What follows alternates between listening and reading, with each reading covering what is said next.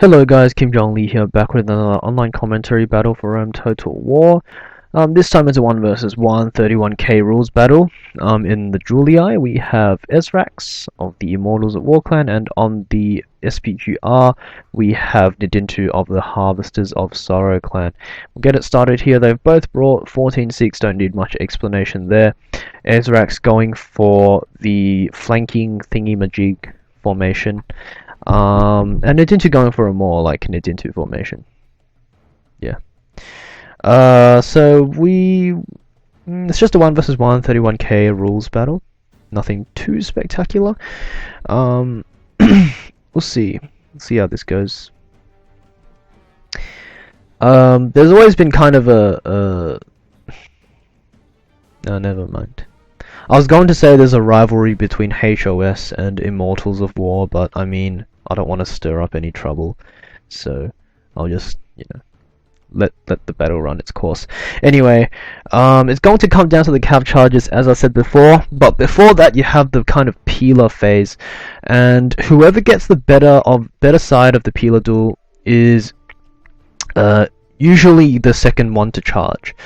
The first one to charge will be the person who loses the peeler duel, because they have to try and stabilize. So we will see how this works out. Maybe I'll double speed it a little bit. Nothing's happening.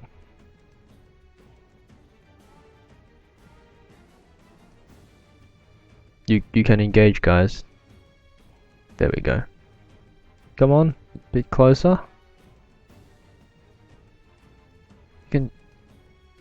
Man, these guys are stingy.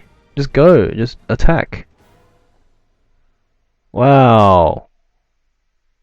Come on, just go for it. Doesn't. Oh, there we go. Finally, all right.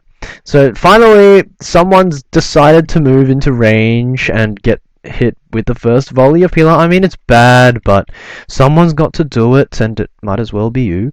So, yeah. Thanks to Nidintu, this battle finally got started. Looks like Esrax definitely got the better of that, but I mean, yeah, he did kind of. Nidintu very courageously volunteered as tribute there. So Nidintu's going to throw a bit more of his peeler. Esrax is going to testudo the dudes who are out of peeler. Nidintu's going to move up. Very, very traditional play. Very traditional. But Esrax is currently winning the peeler duel, I think. Nidintu going to throw his guys in here. He really should put them in tight formation first. Oh, oh, nice manual there. If you guys saw that, Nidintu manual peel it into this unit here. It looks like some manuals going in here too onto some of Nidintu's tight formation, so it's pretty equal. It's a peeler getting thrown into the back there. Pretty devastating. Pretty good for Esrax.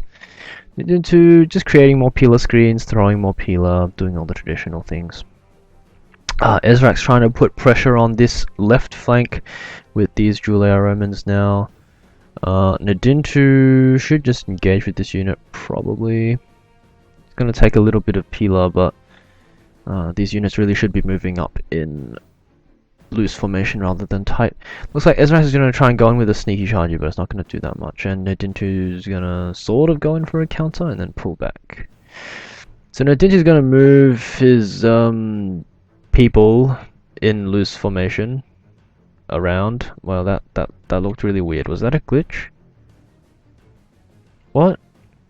Okay, what probably happened was he manual peelered them and he forgot to push backspace and they went too far. Something like that. But peeler's going back and forth here.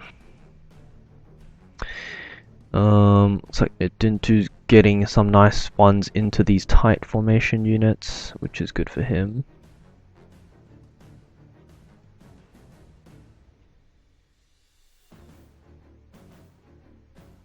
Praetorians going in here. Nidintu is going to charge first. Esrax is going to charge second. Nidintu does have all of his cav over here though, and Esrax has probably miscalculated here. Well, Nidintu could probably have gone in with more there. Yes, he's going in with more. Esrax should, he should have responded to this. You really want to position your cav according to where your opponent's positioning them so that you can get the counter charges. Nidintu getting somewhat of an angle here. Esrax also getting a nice angle though. It's just like a big crunch of stuff. And yeah. Who's going to get the better of this engagement? It should probably win. Nidintu trying to bypass, trying to get around here. Esrax going to stop him with the Praetorians here. Nothing's going to happen here. It's 4v2 though, so Esrax should win this. Nidintu has more people here though, so Nidintu is going to be able to wrap around these guys, but these guys have kind of broken out of the encirclement, and Nidintu is going to try and stop them. But these fellas aren't going to be able to rout these guys quickly enough, unfortunately. And Nidintu is going to get some nice routes there, actually. So good job, Nidintu. Again, as the longer it goes on, the more Nidintu's general is at risk. Because it's a 4v2, you can't win a 4v2.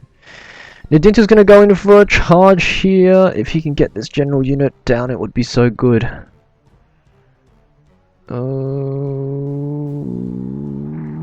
It's a decent charge. But no dice. Unlucky. Oh, very nice charge here from Nidintu, breaking all 4 units. This is beautiful. Okay. Yes. Nidintu has the upper hand now. Can Esrax bring it back? Going in with a charge in the back here. Looks like Esrax is going to not route anything. Nidintu has some cav back here, should get a nice surround, and that looks like the end of Esrax's army. Just the general left, and it looks like Nidintu's win. Well played.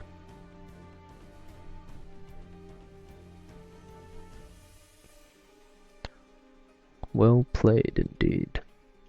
So it really came down to this engagement over here, on this kind of far left or right side, depending on which side you were looking from.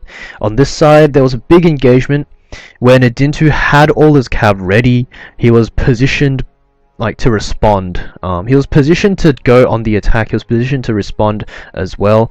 Whereas Esrax had his cav kind of spread everywhere, and he wasn't following Nidintu's cav positioning as well as he should have, probably. And that meant when his reaction was delayed when Nidintu went in for those consecutive charges. And I think that's why he got the worst end of it there.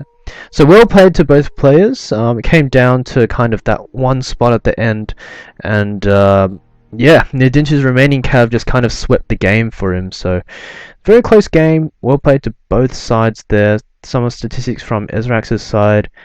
Yeah, very well played game overall. I'll see you guys next time.